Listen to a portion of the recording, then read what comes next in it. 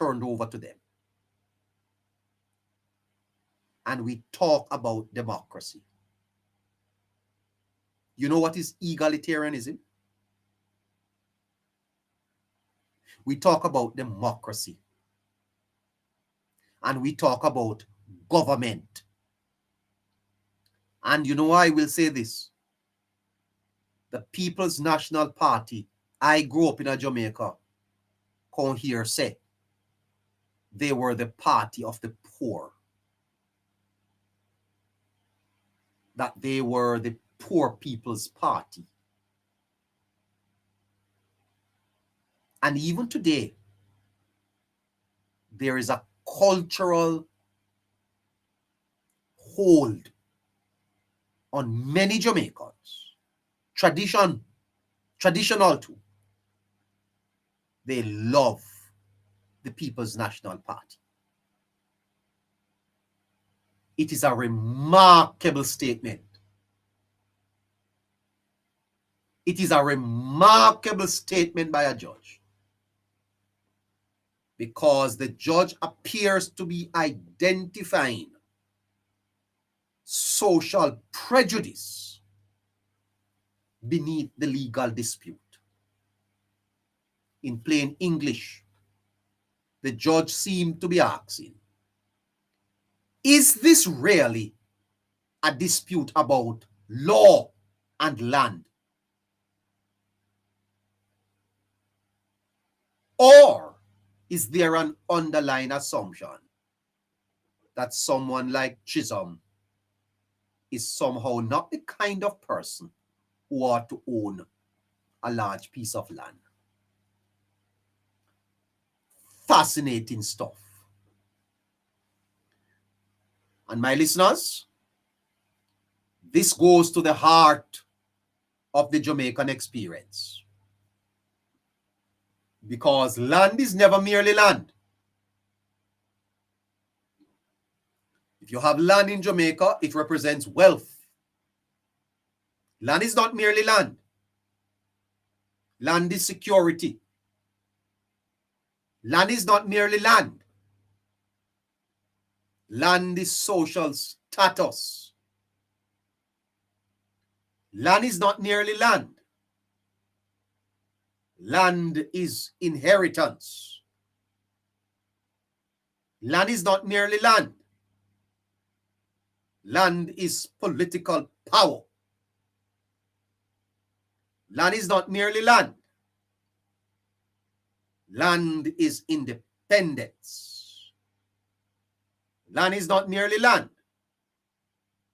Land is identity. Land is not merely land.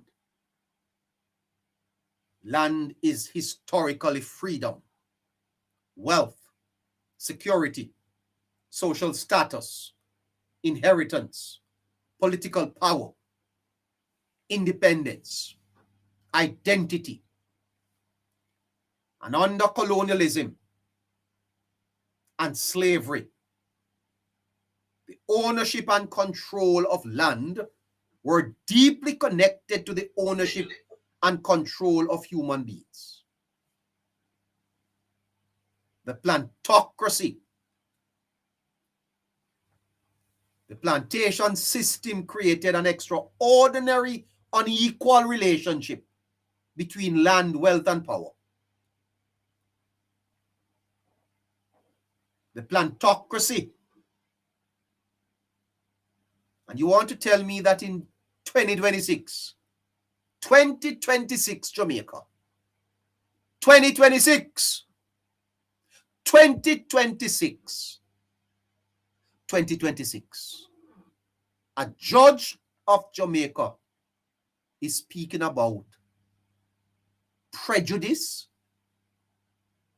that agents of the state are prejudicial against a man who them never think say should have owned such a large piece of land. You know, emancipation ended slavery, but it did not magically redistribute the economic structures that slavery had created. Jamaica achieved legal emancipation in the 19th century. But the social and economic consequences of the plantation system continued. And that politicians in Jamaica today are being alleged to have been continuing the plantation ideology in Jamaica, although independent, is a damn disgrace. Is a damn disgrace. And if the people of Jamaica allow this moment to pass, this moment must define the future of Jamaica and the Jamaican politics. This statement by this judge.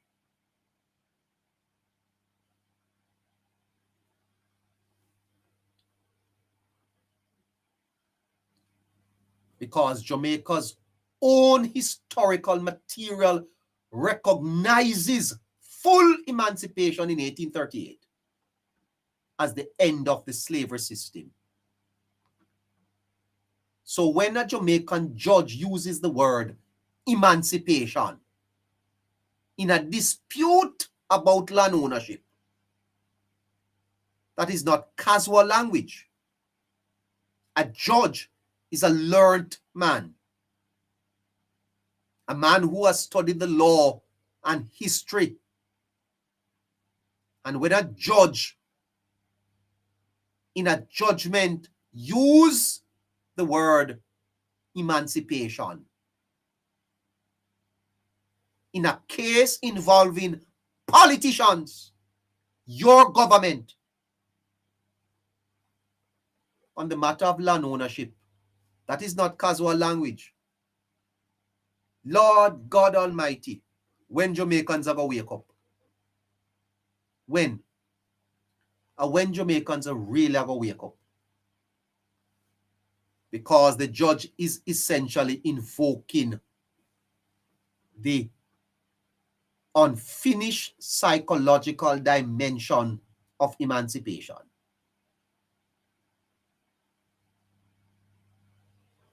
The judge is not saying that Mr. Chisholm needs physical emancipation. That's not what the judge is saying. Asking everyone to repost the live and to send a heart news, please. And for you too, please give us the thumbs up over there. Thanks. Listen carefully.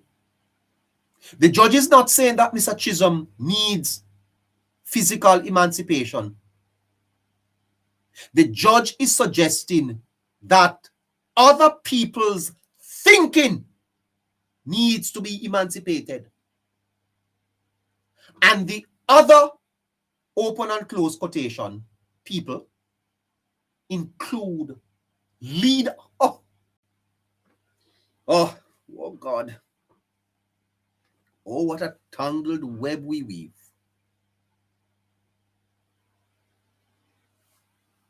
That is an extraordinary point. Because the judge appears to be saying that you can abolish slavery as a legal institution and still retain ideas about who is naturally entitled to wealth, land, and social power. That is the philosophical concept of mental emancipation. Emancipate yourself from mental slavery. None but ourselves can free our minds.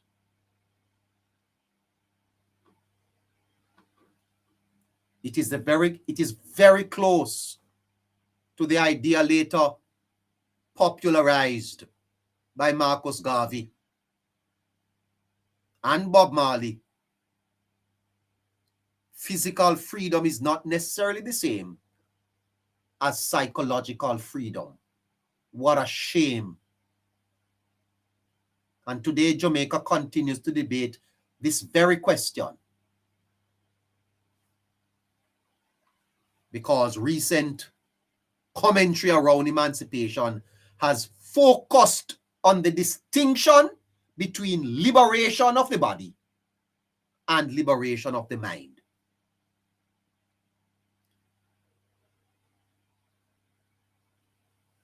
This is where that old judgment becomes fascinating, because I'm linking it now to Cooper's pen.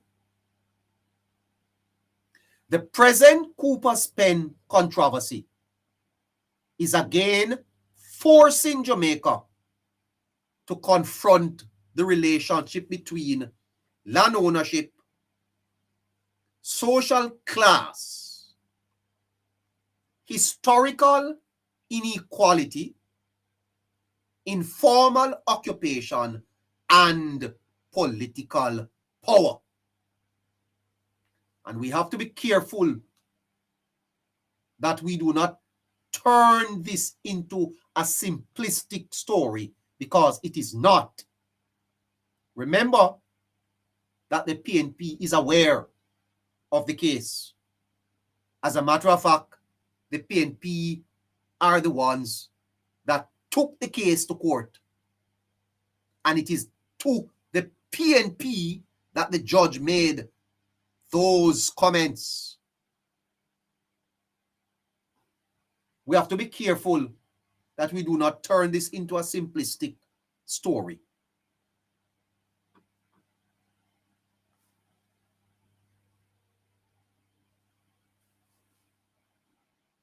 Because the wider court record is revealing.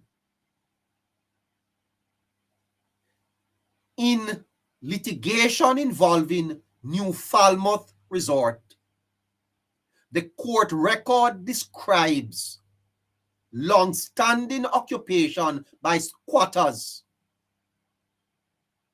attempts to remove occupants, and the government involvement and efforts to find solution involving the landowners and the occupants. That means that Cooper's pen isn't simply a story that began when the bulldozers arrived. All of you, some of you, I call you with the greatest of respect, half-wits. Half-wits. You know, Alexander Pope, and I take this own advice myself. I take this piece of advice myself. Alexander Pope said that a little learning is a dangerous thing. A little learning is a dangerous thing. And a lot of people you see running up and down like a mad ants on social media. They are just misleading. You know, the Prime Minister said that the government is going to be prosecuting them. I can't wait. I can't wait. You know, I was talking to someone from Cuba today, and I asked the person if I could get an interview, and they said, no, I can't give you an interview. Listen to this carefully. I can't give you an interview because the Cuban government will arrest you if you speak negative about Cuba. I wanted an interview with the person to get an understanding of some of the issues that Jamaicans are facing in Cuba with the Cuban crisis now unfolding, and the person says, no, I can't. I said, why I can't? She said, no, I can't give you an interview because if I do that, I would be arrested by the Cuban government. I can't speak negatively about what is happening in Cuba. Jamaica too free. Jamaica too free. And freedom, let me tell you this, freedom is the destruction of humanity. A free man is not a safe man. An uncontrolled and unrestrained man is not a safe man. And if you understand theology, you would understand that freedom is not a good thing. Too much freedom. Freedom destroys us.